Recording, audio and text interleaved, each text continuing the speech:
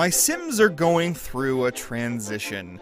The father just wants to make music, but the demands of his job as a stand-up comedian are taking their toll. The mother enjoys gardening and flirting with her husband in equal measure, but there are so many plants to water that her social life is suffering.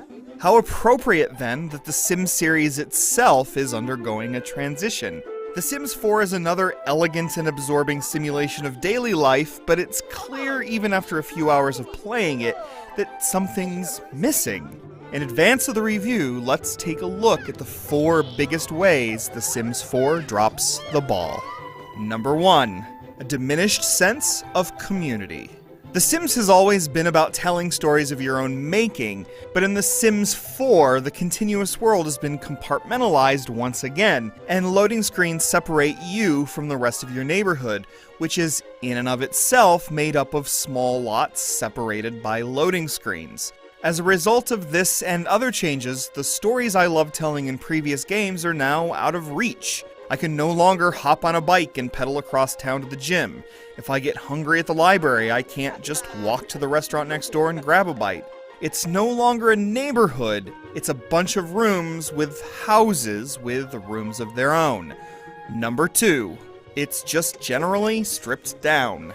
Getting back to that storytelling, it isn't just bike rides that have been removed from my personal stories.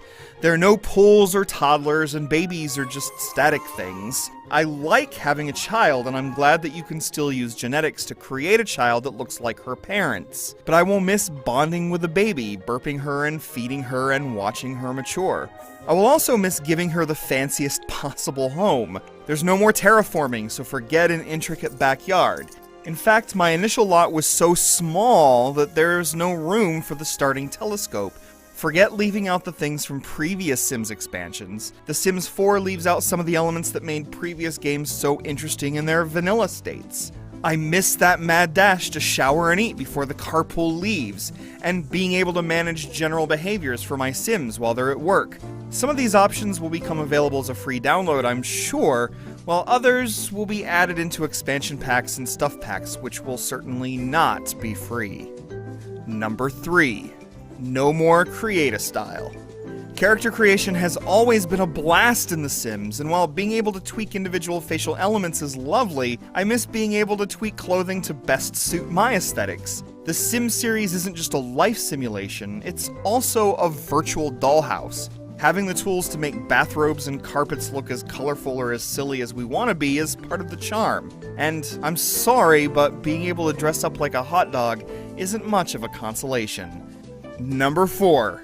It doesn't take advantage of your hardware. At first you might think that not including a 64-bit executable is not much to get worked up about, but it's emblematic of the entire change in focus here. Presumably, developer Maxis was greatly concerned about making sure the game ran smoothly on as many different systems as possible. The condensed size may be sometimes frustrating, but the stuttering of The Sims 3 is in the past. I admire the game's buttery smooth performance, but I'd deal with a few scattered hitches if it meant lots weren't completely flat. And remember how we used to wish the game's so-called rabbit holes were improved? You know what I mean, places like restaurants and theaters that your Sims disappeared into? What we wanted were actual stores and schools to explore, not having them just be removed entirely. I suppose the upside is that the game runs exceedingly well on every PC I've played it on, but honestly, and somewhat unfairly, I've come to refer to The Sims 4 as The Sims 1 HD as a result. I'll have a more balanced look at The Sims 4 soon, but it's important to note even now that a number of options have been removed, and I'm not sure that the trade-offs are worth it. The Sims 4 is a joy to interact with, and there's still plenty of room to guide your Sims to success, but something doesn't feel right. Actually, a bunch of things just don't feel quite right. Yibsy!